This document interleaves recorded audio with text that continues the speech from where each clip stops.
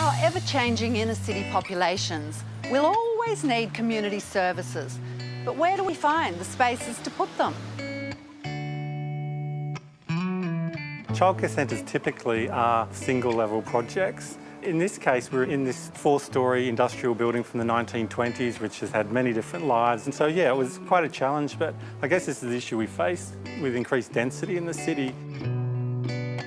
We've had a baby boom, which is wonderful. Families are choosing to stay in the city now, not leave and not bring their children up elsewhere. So we have had to provide childcare right through the city. The other thing we're able to do as well is provide beautiful childcare facilities with this exciting bridge linking to a treehouse. I did envisage a pole, a fireman's pole, the children could slide down, but regulations didn't quite allow that. Going to get that. In that mini-city concept, we call this the sort of the plaza. It has a connection to the sky, but it also, because it's over 2 levels, has a series of windows, so different parts of the facility can kind of look down onto this space. And a kind of a sand feature that obviously is like a another light well and starts again and runs down to the level below. So we made lots of models to try and get the shape right, and we really just wanted that kind of light cone effect.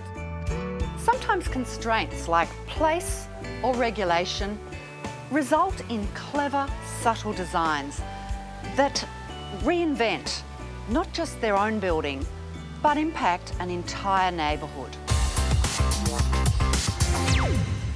Like so many parts of Australia, New Farm is being rebuilt, and that doesn't mean knockdown. There's a new breed that's reinventing the past. So we're in a brand new project, and yet it's got the real feel of a ruin. Why is that? There's a language in the arrangement of the windows. They're somewhat random, and perhaps that supports the idea that we've appropriated this existing structure. And then secondly, we've got that structure being almost overgrown. At times it almost appears to be finding its way into the building.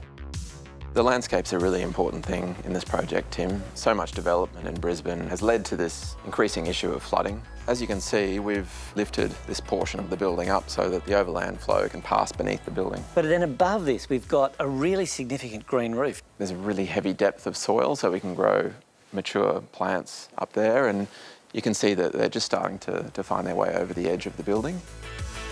So I know we're in subtropical Brisbane, but it's got a real Mediterranean feel. Why is that? There's a history of Italian settlers in the area. When we first visited the site, we observed some of the neighbours talking across the fence line and even sharing their produce. So it was a really key factor for us in the project to implement the things that we needed here in this new house, but to preserve the relationship across the fence lines. With its imagined ruin and wild landscape, but risk of taking over, this is a house that reminds us architecture is not just a technical skill, but it can give us places that are very, very romantic. You might think there's camera trickery going on here, but in fact, this is a very unusual site. What's it made up of? It looks like all the bits of the old house. These are the exact old bits from the house. So all the fence palings you can see here and every sort of flaky weird bit that I've just knocked off there, these are all from the original house. The other great unusual thing about this particular house is that the site is a very pointy triangle. Well, I am so intrigued to see how you have squeezed a family home onto such a tiny little site. It's a very compact space, so we had to make sure that every single inch was used as well as we possibly could. It's organised in half levels. This is the memorial toilet, which is directly over where the old dunny was. And then when we come up half a level here, we're in the living room and the dining room and the kitchen. From our walk outside, you could see that there is no outside space at all, so there's no yard. So in a lot of ways, this also had to be the yard. This is our lawn, as well as the actual garden that Mick and Jess have been making here with the plants coming out of the aquarium and the hanging plants sort of like creeping down into the space. Some of our older buildings are such a challenge that they wait years for the right person to fall in love with them. Fortunately for this house, Mick and Jess came along. And fortunately for them, they found an architect who could solve the puzzle. Wedged between its neighbours, this tiny mountain hut has a big surprise.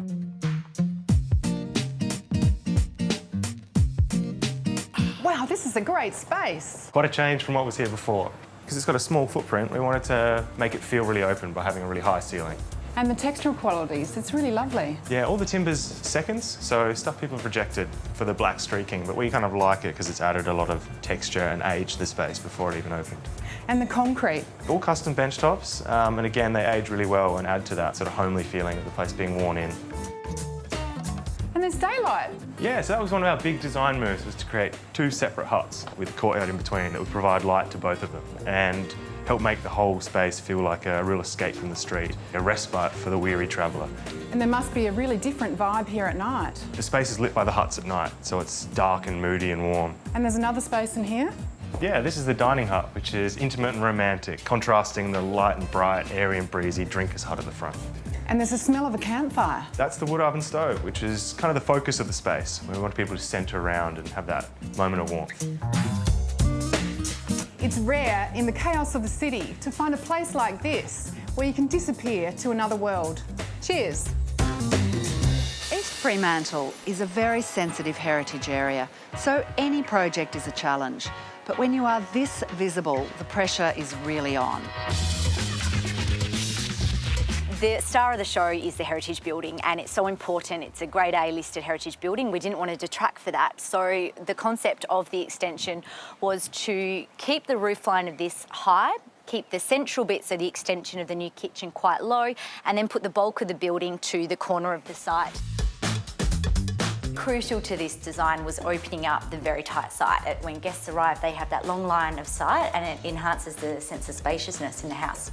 In small sites like this, you really have to be flexible with your spaces and maximise it where possible. So this dining table is freestanding, so this window seat here doubles as seating for the tables, and around it as well, we've maximised on storage. The whole design intent of this was to provide an office for the owners to work at home some days. It has its own entry off the street, which was really important, and also the bedroom and bathroom upstairs, meaning that this whole side of the house is effectively a self-contained unit. So they might have the option to rent it out in the future, or for a family member that stays, they're totally independent over this side. The architect here has consciously separated the new from the old. Out of that arises the confidence to address two different streetscapes in two very different ways. When an architect works on a heritage-listed adaptation, we look to the local references for our inspiration. It's an old 1872 building. It's a A1 listed heritage building.